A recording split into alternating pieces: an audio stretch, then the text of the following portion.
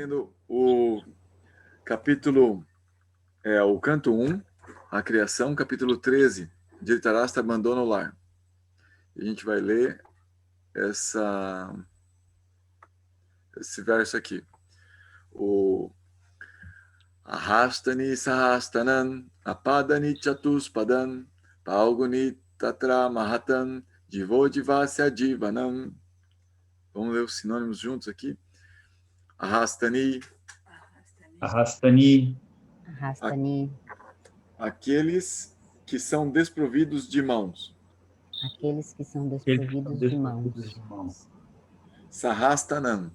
Sahastanam. Sahastanam. Daqueles que são dotados de mãos. Aqueles que são dotados de mãos. Apadani. Apadani. Aqueles que são desprovidos de pernas. Aqueles que são desprovidos de pernas. Chaturrupadam.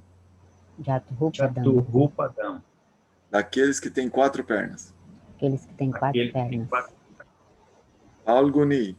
Agoni. Aqueles que são fracos. Aqueles que são fracos. Aqueles que são fracos. Atra. Tatra. Atra. Ali. Ali. Ali. Mahatam. Mahatam. Mahatam. O poderoso. Poderoso. O poderoso. Divaha. Divaha. Shivaha. O ser vivo. O ser vivo. Ser vivo. Divasya.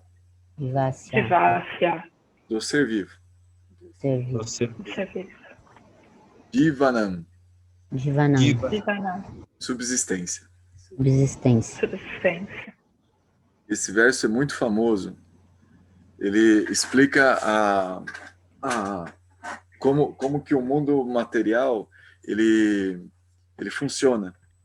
E ele é bem esclarecedor porque aí não tem essa coisa assim de ficar tentando ver porque é transcendental, é espiritual, a gente pode entender o mundo material de forma diferente. Não, aqui o próprio Narada Muni está dizendo como é que o mundo funciona. Diz assim, aqueles que são desprovidos de mãos são presas para aqueles que têm mãos. Aqueles que são desprovidos de pernas são presas para os quadrúpedes. O fraco é a subsistência do forte, e a regra geral mantém que um ser vivo é alimento para o outro. Jogo duro. Significado. Existe, pela vontade suprema, uma lei sistemática de subsistência na luta pela vida, e não há como escapar, seja lá qual for a soma de planejamentos. Os seres vivos que vieram ao mundo material contra a vontade do Ser Supremo estão sob o controle de um poder supremo, chamado Maya Shakti, o agente delegado pelo Senhor, e essa Daivi, Maya, destina-se a mortificar as almas condicionadas através das 3 espécies de misérias, uma das quais é explicada aqui neste verso. O fraco é a subsistência do forte. Ninguém é forte o bastante para proteger-se da investida do mais forte. E pela vontade do Senhor, há categorias sistemáticas de fraco, mais forte e fortíssimo. Não há nada a lamentar quando um tigre come um animal mais fraco, inclusive o próprio homem, porque esta é a lei do Senhor Supremo. Mas embora a lei declare que um ser humano deve subsistir de outro ser vivo, há também a lei do bom senso, visto que o ser humano destina-se a obedecer às leis das Escrituras. Isso é impossível para outros animais. O ser humano destina-se à autorrealização. Para este propósito, ele não deve comer nada que não seja primeiramente oferecido ao Senhor. O Senhor aceita de seu devoto todos os tipos de preparações feitas de vegetais, frutas, folhas e cereais. Frutas, folhas e leite, em diversas combinações, podem ser oferecidas ao Senhor e depois que o Senhor aceita o alimento, o devoto pode compartilhar da prachada, através da qual todo sofrimento na luta pela vida vai sendo gradualmente mitigado. Isso se confirma no Bhagavad Gita 9.26. Mesmo aqueles que estão acostumados a comer animais podem oferecer alimentos, não diretamente ao Senhor, mas a um agente do Senhor sob determinadas condições de ritos religiosos.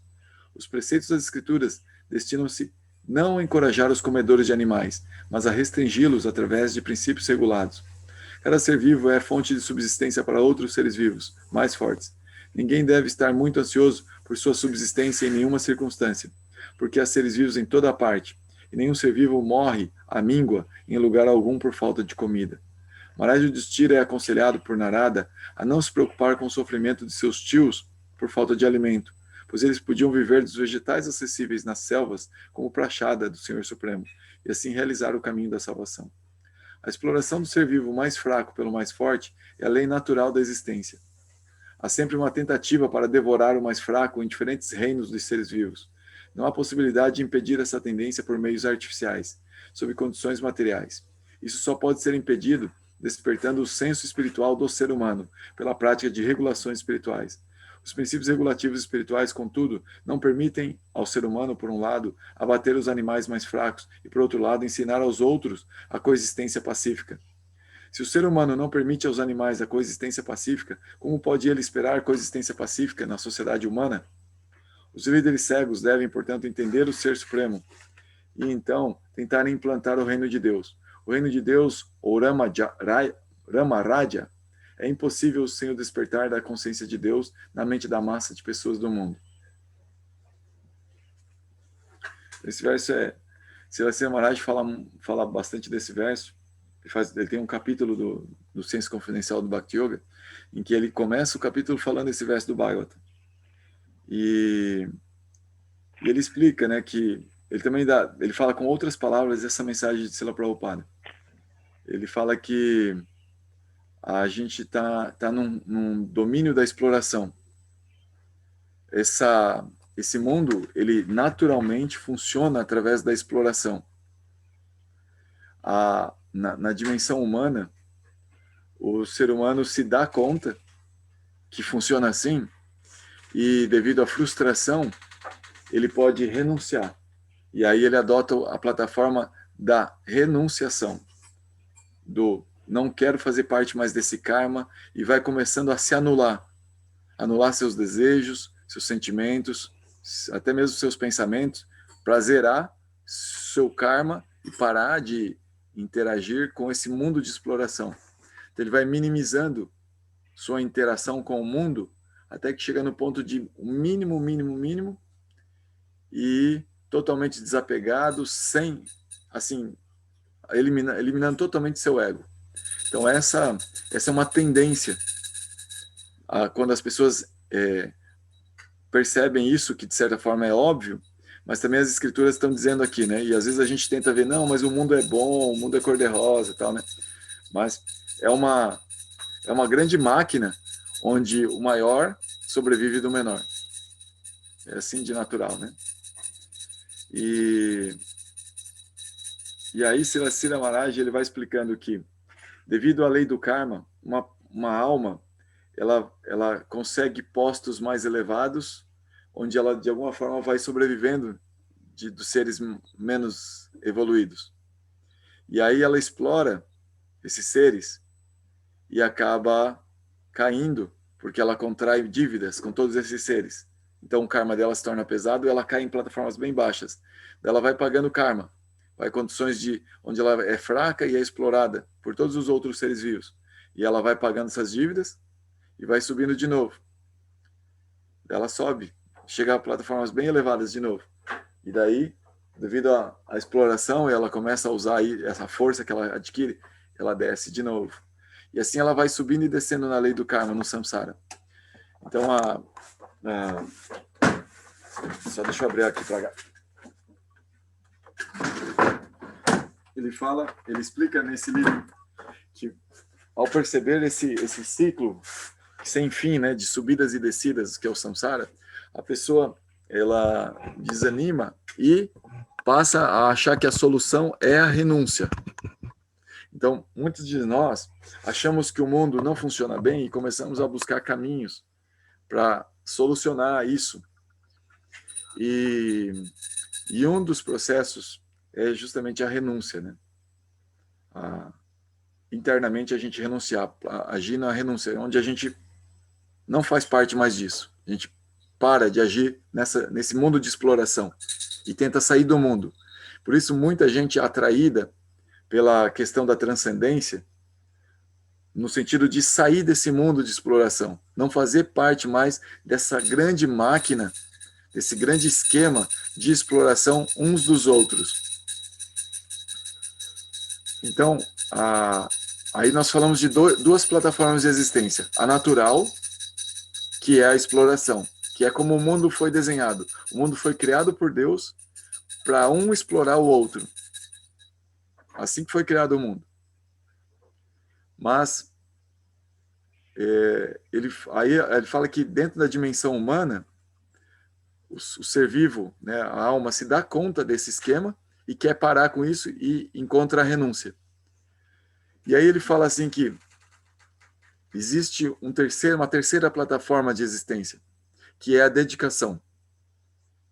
A dedicação, o ser vivo mantém o seu ego, que ele tinha na exploração, que era um ego que só estava metendo ele em confusão, mas ele mantém esse ego, só que ao invés dele ele buscar a interação com o meio ambiente, para ele se dar bem às custas dos demais, ele passa a utilizar os recursos que tem para o benefício dos demais. E isso é impressionantemente potencializado na dimensão humana. Na dimensão humana, o ser vivo ele pode levar benefícios a várias entidades vivas. E aí alguém poderia dizer assim, mas isso é relativo, porque até mesmo quando ele está levando benefício a algumas entidades vivas, outras estão sendo prejudicadas. Então, aí que vai o conceito assim de que a pessoa vai purificando sua existência nesse nível de consciência, ela vai ganhando condições de cada vez beneficiar mais e mais seres vivos, até que ela chega na plataforma de bondade pura. E se a gente fosse seguir a evolução subjetiva de consciência até a bondade pura e a objetiva, onde ela vai ganhando corpos para expressar esse movimento interno de consciência, ela teria um corpo cada vez mais na bondade. Um corpo cada vez mais na bondade por karma, porque cada vez mais ela está tentando ajudar mais pessoas. Ela não está tentando explorar as pessoas com suas posições mais elevadas pela lei do karma. Ela vai tentando ajudar cada vez mais. Então, ela vai purificando sua existência e vai chegando na bondade pura. Bondade pura é transcendência. Bondade pura é o início, é o pré-requisito para se praticar Bhakti puro. Quando a pessoa pensa no benefício de todos os outros, sem nem querer nada para si mesmo, isso é chamado de bondade pura. E todos os outros são representados na pessoa suprema. Então, quando a pessoa está querendo o benefício da pessoa suprema ou de todos os outros, isso é chamado de amor puro. Isso é bondade pura. Então, e isso ela só é possível, assim, isso de querer o benefício de todos os demais, se nós acreditamos que os demais existem e que nós somos alguém que pode pensar no benefício dos demais e sentir algo pelos demais para querer entregar esse tipo de satisfação. Então, isso a gente mantém o ego. E quanto mais amplo seja nosso ego, maior vai ser a abrangência dessa possibilidade de serviço ao todo. Então, Srila Maharaj fala dessas 3 plataformas de existência: a exploração, a renúncia e a dedicação. A dedicação parece ser exploração e às vezes parece que tem renúncia. Mas em todos os casos, a pessoa nunca está explorando e nunca está renunciando para ela. O centro da atividade, da existência, não é ela, é o outro. Aí, no caso, no extremo, né, assim, no nível mais elevado, é o Senhor Supremo. Então, ele fala que a solução para sair dessa máquina da qual funciona o mundo material é a dedicação, é Bhakti. Essa é a explicação lógica de Srila Maharaj para a gente sair íntegro do mundo material. Porque, senão, a experiência material ela vai levar a gente a uma anulação de nós mesmos. E Srila Maharaj diz que isso não é necessário. Não é necessário nós nos anularmos. Se a gente adota o caminho da plataforma da dedicação, a gente vai sair desse mundo material íntegro, sem precisar anular nenhuma parte de nós mesmos. Então, por isso, se recomenda a prática de Bhakti Yoga, para desenvolver essa experiência na plataforma da dedicação. Nós precisamos aprender a viver ali. Nós estamos acostumados a viver na exploração, nós temos muita experiência de exploração e temos alguma experiência de renúncia também. Nós não podemos dizer que nós temos experiência plena de renúncia, porque a experiência plena da renúncia seria o extremo, quando a pessoa elimina completamente seu ego e se funde novamente na transcendência impessoal de Deus. Aí seria uma experiência plena, né, de renúncia. Mas alguma experiência nós temos. Nós já adotamos essa prática, esse tipo de comportamento. Mas ele não traz a solução que permite justamente a gente conviver com integridade com isso que é o nosso ser, o nosso eu. Então, uma pessoa que tem um resquício, um mínimo desse ego e tem esperança de viver feliz, ela não vai se ficar satisfeita com as promessas do caminho impessoal, da renúncia, da plataforma da renúncia. Então, Bhakti se torna uma esperança. E Bhakti daí tem todo um processo já descrito, né? A gente estudou no Madhurya Kadambini.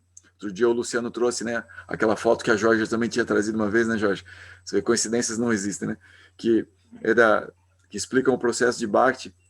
Então, Bhakti, ele é um processo de yoga altamente descrito nas escrituras, delineado nas escrituras, em que a gente tem a possibilidade também de buscar apoio dos sadhus que estudaram as escrituras e vão também digerindo, né, tentando nos contextualizar, né, a essência das escrituras, que significa o tátua das escrituras. Então, essas guias, né, tanto a escritura como o sadhu, né, que estudam as escrituras, são bem importantes para a gente aprender dentro desse caminho da dedicação como é que funciona, porque esse processo, né, de sair desse costume que nós temos de explorar ou renunciar às coisas, ele é muito difícil de ser deixado de lado. Nós nos acostumamos muito com esse tipo de existência. Nós achamos normal isso, inclusive. Como nós estamos num mundo que foi desenhado para exploração, nós achamos normal explorar. É algo muito forte. Então, sair desse conceito, né, para se dedicar dentro de um meio ambiente desenhado para exploração, é algo assim muito, muito complicado. E ao mesmo tempo que é simples, né? Por exemplo, nós estamos fazendo aqui uma conversa que, pelo que se fala né, nas escrituras, né, no próprio Bhagavatam, essa conversa ela é capaz de nos tirar quase completamente dessa plataforma. Mas esse quase é o detalhe.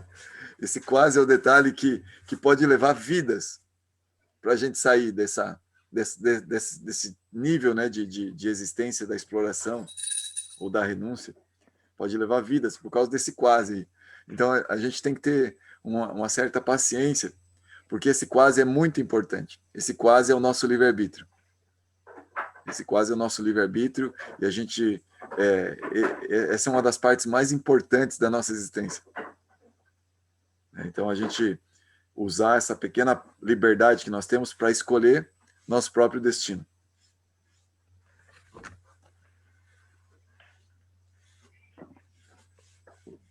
Se vocês tiverem perguntas, comentários, fica à vontade, tá? Verso 48. Portanto, ó Rei, tu deves ater-te apenas ao Senhor Supremo, que é único e incomparável e que se manifesta através de diferentes energias e está dentro e fora. Prabhu. Sim. Sim, Luciano, pode falar. Sabe que só para mim não perder o fio da meada, senão a gente acaba esquecendo. O senhor sabe que essa parte que o senhor falou aí no início aí, me ajudou muito a entender assim o mecanismo de algumas coisas, né? Isso foi assim um achado, né, para mim assim, né? alguns termos assim que se usa, né, para a gente ter um entendimento como isso ajuda, né, a gente desenvolver, né, um raciocínio, né, melhor das coisas. E foi justamente o mestre Lokasaki Siddhas, né, que falou uma vez numa aula, ele falou esse termo assim, ó, esgotamento material. Quando ele falou isso para mim, eu cheguei a me arrepiar agora aqui, sabe? Quando ele falou para mim isso, caiu a ficha, assim, ó. Começou a cair um monte de dominó, assim, ó. Sabe? Incrível como isso não sai mais, assim. E como eu consigo entender o outro, sabe? As pessoas me rodeiam. 2 palavras, esgotamento material. Como eu consigo perceber, tem pessoas que não esgotaram ainda, sabe? Elas não esgotaram ainda, elas não conseguiram, elas ainda acham que tem alguma coisa aqui, sabe? Elas ainda têm esperança de que dá, de que, sabe? Então, elas não chegaram ainda. Eu vejo que esses dias o senhor falou do seu pai, né? Eu também, meu pai está com 77 anos, parece, 76, e ele está com muitos problemas de saúde bem complicados agora, complicou bastante, problema renal e tudo mais. E aí eu fui conversar com ele esses dias, né? Fui lá semana passada, trocar uma ideia com ele, mas é incrível, assim, sabe? E eu percebo, assim, que quando... Isso sempre foi assim entre eu e meu pai, sabe? Mas agora eu tô tentando, tipo, meio que dar uma puxada nele, assim, para a questão dele se dedicar mais para o espiritual dele, sabe? E aí é incrível como ele se tranca, sabe? Ele se tranca e ele diz que não, tipo assim, você vê que ele diz que não, que tem que ter esperança, que a gente, sabe, é uma esperança no mundo das aparências, sabe? E como eu entendi essas coisas a partir desse termo que o professor Lokasaki Siddhas fala, né? Que é esgotamento material. E eu comecei a me entender melhor também depois que eu escutei isso, sabe? E aí eu comecei a ver que muita coisa que acontece comigo, né, é por causa disso, é por causa desse esgotamento material, né? Então já parece que isso já é um tipo de um...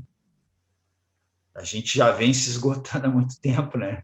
Então é por isso que a gente está aqui. Parece que a gente... parece que essa experiência, né? Nós temos experiência de que o mundo não é o melhor lugar para ficar, né? O mundo material. Parece que pelo menos uma coisa a gente está sabendo, né? E aí tem essas 2 alternativas, né? Muita gente adota o caminho da renúncia, da eliminação do ego, a eliminação dos desejos, e muita gente adota esse caminho. E alguns adotam o caminho da dedicação. Então, Siracira Maharaj diz que a solução está na dedicação, no Bhakti Yoga. Gente, eu queria fazer uma leitura de Srila Tripurari Swami. Sabe, eu estou sentindo uma necessidade assim de me aproximar desse mestre e conhecer um pouquinho mais dele. Então eu vou compartilhar com vocês um pouquinho dessa necessidade e ler alguns textos dele. E eu estou precisando de ajuda para traduzir do inglês para o português artigos. Aí, se vocês tiverem interesse em pegar esse serviço, me avisem, por favor, depois. Aí eu passo alguns artigos para vocês traduzirem. Pode mandar para mim. Oh, que legal, Georgia. Que bom. Acho que você vai adorar. Eu vou ler aqui um texto que a Mata Shivilas traduziu. É errado uma garota hindu se apaixonar por um garoto muçulmano ou por alguém que não seja da sua religião? Bom, Tripurari Swami Ki Jai. Srila Prabhupada Ki Jai, Gurudev Bhaktivedanta Ki. É errado uma garota hindu se apaixonar por um garoto muçulmano ou por alguém que não seja de sua religião? Resposta de Srila Tripurari Swami. Nossa esperança é que hindus e muçulmanos um dia amem uns aos outros. Ao contrário disto, a moral é relativa.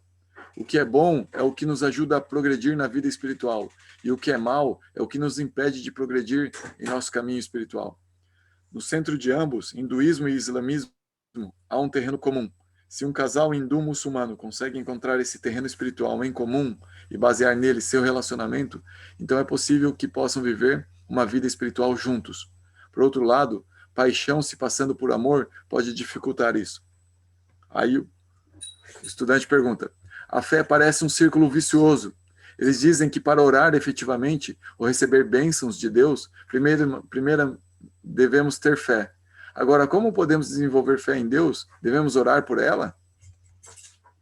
A resposta de Tripurari: a fé divina se desenvolve na companhia daqueles que a têm, e também estudando as escrituras sagradas sob a direção das almas realizadas. Então tenha como objetivo se associar com uma alma realizada. Tente achar sadhusanga real. Isso é fundamental, fundamental. Sadhusanga real. E isso quer dizer o seguinte, que existem... a gente já estudou uma vez no Silpadesamrita, existem 3 níveis de devotos. O Kanishta, o Madhyama e o Uttama. Nós precisamos tentar encontrar Uttamas, devotos Uttamas. E para manter um progresso seguro, a cada vez estar mais perto desses Uttamas, a companhia dos Madhyamas é fundamental. E alguns canistas que estão mais elevados que nós também são de grande ajuda. Mas a gente jamais pode perder a percepção que as escrituras nos entregam de reconhecer que aquela pessoa ainda é canista. Porque senão a gente vai criar a expectativa que aquela pessoa não pode preencher em nós.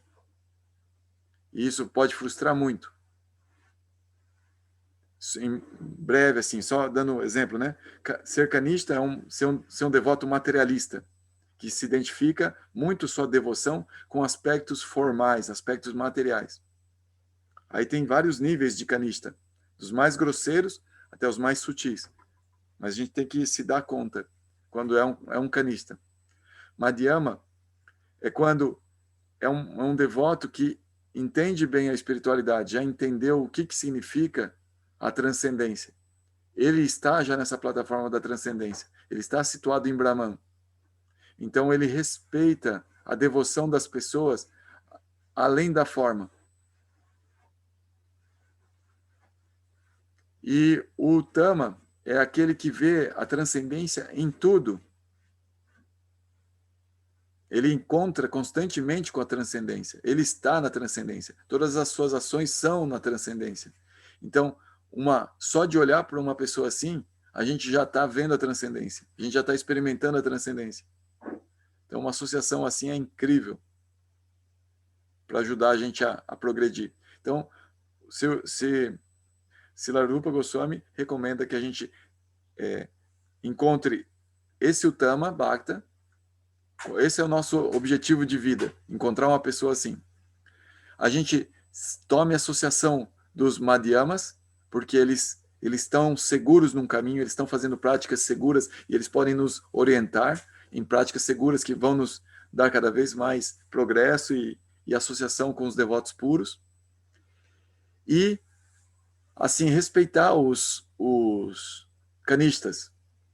Mas, assim, a gente tomar ajuda dos canistas na medida que eles conseguem realmente nos ajudar. Senão, a gente não criar falsas expectativas em relação a eles. Não se apegar muito. Por isso que eu sempre falo para vocês, né, como essa orientação é importante, e de que, por mais que a gente estude, né, por exemplo, eu estou falando aqui mais do que vocês e coordenando uma leitura, eu sei que eu sou um devoto canista. E eu não trato de esconder isso das pessoas, porque eu sei aonde eu estou, assim. E preciso progredir, preciso sair dessa plataforma. É claro, não estou dizendo que eu estou aqui confortável e estou bem assim. Não, eu estou bem porque é bom a gente agradecer o presente da vida, né, de Krishna e a associação à misericórdia que a gente recebe dos devotos e tanta coisa maravilhosa, né? Mas eu sei que o nível que eu estou é canista e que eu tenho que progredir. Então, se a gente estuda, talvez, é porque vocês sentem que tem algum benefício estudar junto. O Goura lendo lá e não sei o quê, a gente, né, fazendo junto. Talvez vocês sintam algum benefício. Mas minha ênfase sempre é que vocês busquem a associação de devotos mais elevados. Vocês tenham gurus, encontram em gurus que sejam, no mínimo, Madhyama. Então, gurus que estejam bem estabelecidos, que estejam com uma fé firme, que você sente assim, quando a pessoa está falando, ele tem realização dessa espiritualidade, desse Brahman. E, claro, a gente não vai conseguir avaliar isso, sabe? Agora eu percebo que esse é um Madhyama. Então, a gente vai meio que confiar na indicação de outras pessoas. E a indicação ainda pode falhar, você acredita? Recentemente, eu descobri que um guru que eu estava indicando, que eu achava que ele era um Madhyama, ele é um canista. E aí, ele me frustrou porque ele demonstrou que ele estava numa plataforma canista ainda, através de certas percepções materialistas, formalistas, e aí acabou através dessa percepção, tendo um comportamento inadequado, assim, né, para um devoto. Segundo as escrituras falam do comportamento adequado de um devoto e de um devoto puro também descrevem, né? E aí você percebe, através da descrição das escrituras, que aquele comportamento não está adequado. Então você está respaldado pelas escrituras para entender essas coisas. Por isso que é importante você estudar as escrituras, para ter uma fé bacana, assim, construir uma fé bacana e saber como lidar com as situações. Então daí eu falei, opa, não posso mais indicar, e na medida do possível eu tenho que avisar as pessoas para que eu indiquei que tem que tomar cuidado com aquela associação, porque é um devoto canista. Isso aconteceu até mesmo aqui no nosso grupo de estudo. A gente, né, teve um nível de expectativa, de associação com um devoto, uma vez que a gente convidou aqui para participar, em que a gente, devido às vezes, uma posição social, né, um título que a pessoa recebe, a gente crê que aquele título é sinônimo de devoção mais elevada que a nossa. E a gente cria essa expectativa e se surpreende quando não encontra essa devoção mais elevada que a nossa, né? Ou capacidade de nos ajudar no nosso caminho espiritual. Então aí a gente percebe que são níveis, né, de canistas. Se de repente a gente está no nível de canista e tem alguém que está mais elevado e pode nos ajudar. Mas quem não está mais elevado que a gente vai perceber e a gente fala, opa, não dá para contar com essa pessoa para nos ajudar. E uma tendência que eu aprendi, né, dos meus mestres, e que ela é muito importante para nos ajudar sempre no caminho espiritual, que para nos ajudar a sair da plataforma de canista, a gente sempre precisa estar olhando quem está mais avançado que nós. E sempre buscar essa companhia e a gente, pela nossa própria prática, também sair, né? Para o nosso estudo, nossa prática, sair dessa plataforma de canista, plataforma de devoto iniciante. E essa indicação do devoto maior, a esse refúgio que a gente pede no Guru, ele nos ajuda, ele é como uma vacina que nos previne do vírus do orgulho. Porque, eventualmente, quando a gente está estudando, a gente está progredindo dentro do processo de Bhakti, a gente vai, às vezes, chegar num ponto em que naturalmente, a gente vai querer compartilhar aquilo que a gente está estudando, aquilo que a gente está aprendendo. E essa necessidade de compartilhar, ela pode vir por diversos motivos. A pessoa gosta de falar, a pessoa gosta de aparecer, ou simplesmente porque a pessoa tem algo tão bom que ela quer entregar para as pessoas. E pronto, ela está se divertindo com aquilo é muito bom, ela quer entregar. Tá bom, então tá legal. Então isso é um nível de realização e aí faz parte esse compartilhar. E o próprio compartilhamento é uma prática. Só que, na medida que a pessoa compartilha, pode ser que algumas pessoas comecem a prestar atenção e falar, nossa, você é um cara que sabe muito, nossa, você é uma pessoa que a gente tem que seguir, nossa, você é uma mulher santa, você é um cara... Daí começa a elogiar e aí você começa a se achar o rei da cocada, a rainha da cocada. E perde o foco de que aquilo que a gente está praticando está vindo de Krishna, está vindo dos devotos, está vindo de uma referência, de um farol. E quando a gente perde essa referência, pode ser que a gente se ache melhor, inclusive, que aquele farol, que a gente tenha a possibilidade de dizer as coisas de um jeito melhor do que a outra pessoa está dizendo e criar a nossa patotinha, os nossos seguidores, nosso clã, nosso grupo. onde a gente se protege, então, a gente precisa se vacinar com isso constantemente. E aí no Parampará há esse aviso, né? Por favor, sempre medita nos pés de lótus do seu mestre. Sempre faça as coisas num agradecimento, numa oferenda ao seu mestre. E o seu mestre vai levar isso para Krishna. Sempre faça isso. Sempre busque a conexão. Não se creia, né, o autor dessas coisas, né? Então isso é uma vacina que ajuda muito. Aí vou continuar lendo aqui. Sim, fica à vontade. Prabhu, assim, ó, independente de qualquer coisa, tipo, falando particularmente da minha parte, né, é inevitável eu não ter o senhor como um guru nesse momento, entendeu? Para mim é um guru, entendeu? Então, assim, independente de qualquer coisa, eu tenho o senhor como um guru, entendeu? Então, isso é importante, sim. Você olha assim, então ele é um estudante mais velho, ele tem alguma experiência, então eu posso aprender algo dele. E esse pensar que pode aprender algo é muito bacana. Mas se o cara te avisou que ele está na plataforma anticanista, e você, quando começa a estudar as escrituras, entende o que é ser canista, você cria uma expectativa, fala, então ele está nessa plataforma ainda, e eu posso esperar dele comportamentos dentro dessa plataforma. Então isso vai ajudar a não se decepcionar, não se frustrar, porque esse processo, ontem eu conversava com um amigo sobre isso, né? Justamente sobre esse caso desse guru que a gente estava indicando e que a gente acabou percebendo que ele está desviado agora, né? Se desviou assim por essas questões que a gente está falando. Às vezes é parar de tomar a vacina, né? Parou de tomar a vacina, pronto, o bicho pega. E daí ele se desviou, o guru. E daí a gente comentando, né? E ele falou assim que a gente é muito emocional. Os seres humanos, nós somos muito emocionais, nós não somos muito racionais. Então as escrituras nos dão elementos em que nós podemos discriminar. E nós, apesar de nós termos essas ferramentas discriminatórias, e aí então tentar situar as coisas em cada nível e tentar estabelecer relacionamentos com cada coisa no seu nível, a gente, devido às emoções, a gente coloca as coisas não no nível da razão que deveria, como as escrituras orientam a gente no nosso coração. O nosso coração monta uma ordem diferente, sabe?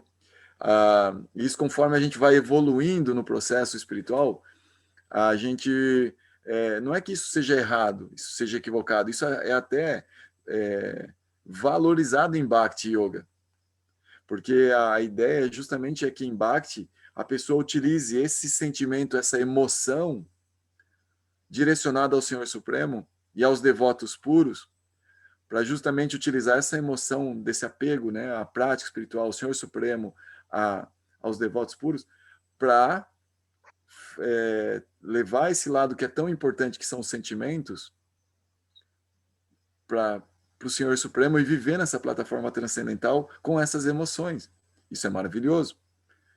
Mas num nível em que a gente, nosso coração, ele está fortemente, ele aprendeu a se apegar à matéria. Nosso coração, nossos sentimentos, eles estão altamente identificados com elementos materiais, altamente identificados. Então, a tendência nossa é colocar, inclusive, os devotos, os sadhus, no nosso coração, em posições devido ao nosso apego emocional, que ainda é identificado com a matéria. Então, às vezes, tem um guru que ele é incrível, é maravilhoso, é uma pessoa maravilhosa, mas eu gosto mais do Gaura Hari do que daquele guru incrível. Porque o Gaura Hari, a gente conversa de manhã, a gente fala, tal, mas o Gaura Hari, segundo a escritura, é um kanishta adhikari. Eu não deveria ter mais apego a ele do que a esse guru. Mas devido a esse lado emocional não treinado, não purificado ainda, eu tenho mais apego ao Gaura Hari. Então, no momento em que acontece a falha do Gaura Hari e que me decepciona, aí eu tenho que usar a razão em que a escritura vem como apoio e diz assim, mas o Guru Hari está na plataforma canista. Dá para entender que por que ele está se comportando assim. Ele ainda está nesse nível de consciência. Tudo bem, ele está lá progredindo, né? Tomara que vá para frente, mas não dá para esperar muito mais, não dá para tirar leite de pedra. Ele está nessa, é a natureza, a condição dele. Kanishta Adhikari. Adhikari significa natureza, né? Condição.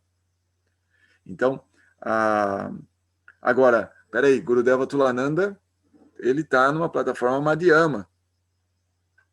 Então, peraí. O Maharaj Puri parece que está numa plataforma Madhyama. De repente Prabhu Lokashakti, eu não conheço muito Prabhu Lokashakti, né? Mas de repente Prabhu Lokashakti está numa plataforma Madhyama, porque já está há tantos anos praticando, sendo discípulo de Srila Prabhupada e praticando, né? Poxa, tantos anos, né? Vivendo em função das escrituras, da prática. Deve ter uma firmeza aí, né? Uma estabilidade em termos de fé. Então, a pessoa vai buscando elementos assim para identificar essa estabilidade do Madhyama. E quando você encontra o Madhyama indica o Uttama. Ele fala, olha, eu estou buscando, eu estou pegando refúgio nesse outro devoto.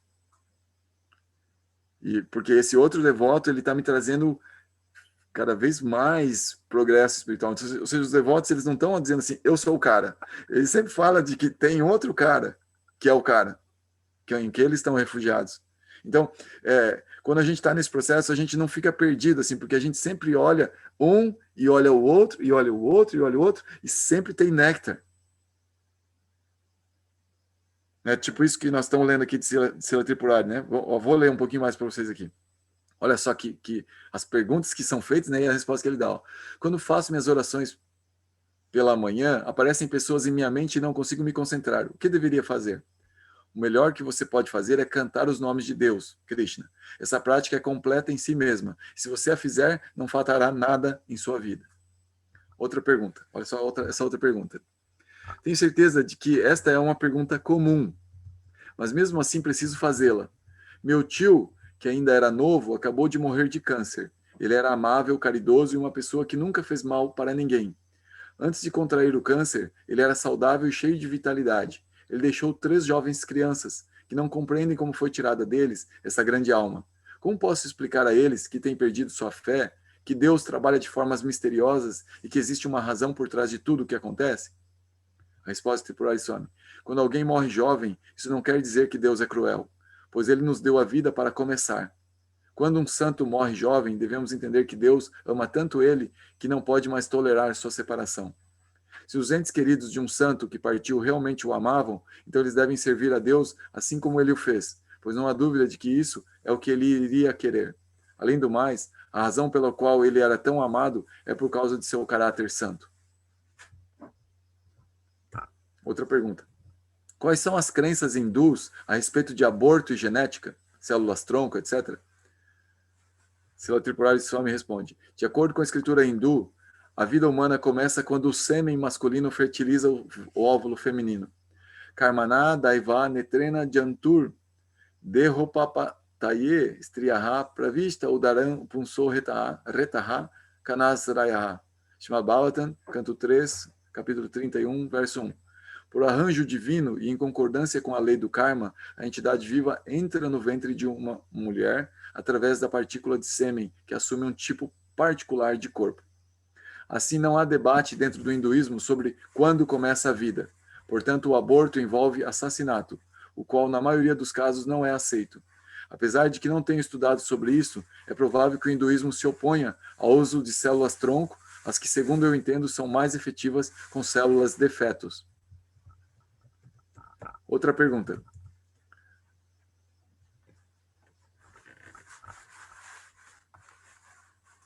Às vezes, as mulheres da minha família não são permitidas de entrar no templo, fazer púdias, entrar na cozinha quando estão em seu período menstrual.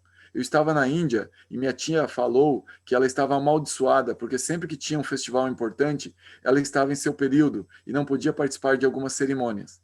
É provável que antigamente isso estivesse relacionado com a questão da higiene, mas nos dias de hoje a situação é diferente. Gostaria de saber onde se declara no hinduísmo essa proibição e por que se mantém até os dias de hoje. sendo que o período menstrual está relacionado à procriação e é a mais importante e natural das funções? Boa pergunta, né? Srila Tripurari Swami responde. Nas escrituras, há proibições implícitas a respeito da participação das mulheres em cerimônias de adoração durante seu período menstrual. Ao menos assim é como foi interpretado por aqueles que formaram linhagens. O Bhagavata Purana, por exemplo, atribui o ciclo menstrual a 1/4 de uma reação kármica de Indra por matar um Brahmana. Ele negociou com 4 grupos que pagariam cada um 1/4 da reação em troca de algumas bênçãos. As mulheres aceitaram o período menstrual como reação em troca da bênção de poder ter relações sexuais durante a gravidez sem colocar um embrião em perigo. Né, no Purana diz assim, o verso em sânscrito que diz sobre isso, Sasvat Kama Varenahams Turyaha Jagruhu Striyaha Rajoru Pena Tas Amho Masi Masi Pradisyate. Está no Srimad Bhagavatam 6:9. Também se declara neste Purana que não se deve comer alimento que tenha sido visto por uma mulher em seu ciclo menstrual. Bundi Todakyaya Drishtan. Está no Bhagavatam 6:18-49. Você também pode encontrar algo disto no Manu Samhita. Não só a sociedade hindu antiga, senão todas as escrituras religiosas dos tempos pré-modernos consideravam o período menstrual da mulher ao menos como impuro. Essa impureza envolvia mais do que a impureza ritual e frequentemente sentenciava as mulheres ao confinamento solitário durante seu ciclo menstrual. Portanto, devemos concluir que os antigos tinham algum conhecimento sobre o assunto que nós desconhecemos, ou que eles estavam desinformados em algum nível. Este último parece mais provável. Olha que interessante. Você percebe assim a associação de Tripurari Swami. E o que ele traz para nós? Srila Tripurari Swami é um discípulo muito querido de Srila Prabhupada, sempre foi querido, sempre mandou ver como discípulo de Srila Prabhupada. E depois que Srila Prabhupada partiu, ele continuou se associando com outros devotos, procurando sempre ter um Uttama Bhakta acima da sua cabeça. Até hoje ele tem isso. E ele é o devoto que meu mestre indica como depois dele, sabe? Assim, meu mestre também ele não faz isso, fala assim, olha, se você quer algo mais do que eu posso entregar, busque em Tripurari Swami.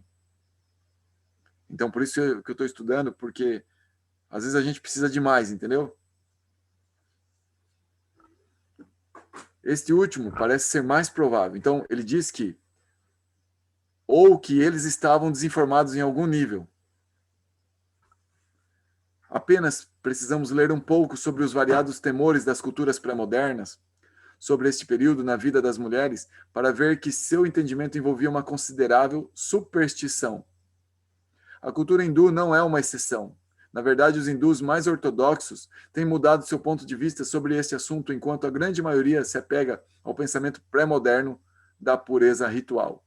Portanto, enquanto as mulheres indianas são praticamente confinadas ao isolamento durante seu período menstrual e as roupas que usam neste período não estão muito longe de serem queimadas, elas são proibidas de fazer adoração e de entrar no templo.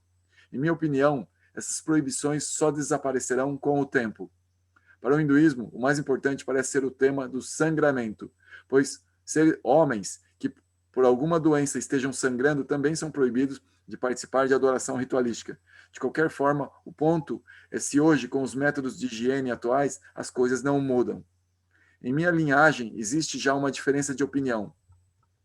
Vishwanath Chakravarti declara em seu comentário ao Bhagavad Gita 9.26 que a palavra Prayatatmanaha refere-se à pureza física, portanto proíbe mulheres de participar na adoração do templo durante seu período menstrual. Mas meu próprio guru considerava que tal adoração não contradizia a orientação marcada pelos fundadores da linhagem. A respeito disso, ele escreveu, de acordo com Smarta Vidi, mulheres não podem tocar a deidade durante seu ciclo menstrual, mas o Goswami Vidi o permite.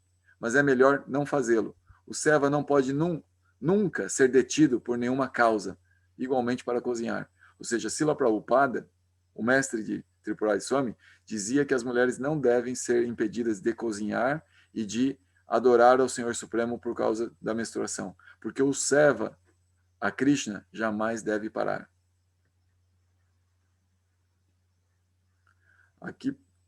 Aqui, Prabhupada implica que mulheres podem fazer esse serviço para a deidade durante seu ciclo menstrual, se necessário. Na tradição do Bhakti, Deus é mais acessível, especialmente Krishna. No entanto, em geral, nesta era de Kali Yuga, o processo espiritual mais efetivo é o cantar dos nomes de Deus, e não há proibições para Krishna Kirtan. Tal canto pode ser praticado por qualquer pessoa, em qualquer lugar e em qualquer circunstância. Por isso que se faz tanta ênfase no canto dos santos nomes. Porque as ritualísticas pré-modernas, elas são limitantes. E muitas linhagens se apegam a manter essas tradições, apesar de elas não terem lógica hoje em dia. Então, por exemplo, Tripurari Swami, ele faz muita ênfase no canto do santo nome. E ele traz essa interpretação da escritura contextualizada. Ele diz, você não pode levar o pé da letra. Por exemplo, essa questão da menstruação. Então, por isso, é uma excelente associação. Porque ele sempre está buscando essa essência que permite a gente pegar o néctar, que nos incrementa a fé no santo nome, e a fé que o santo nome vai nos levar à purificação da nossa existência e levar a Krishna.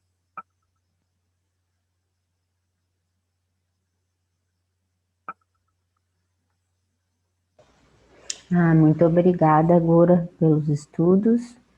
Eu vou ter que sair. Felicidades aí para as aniversariantes, um bom dia para vocês e até mais tarde.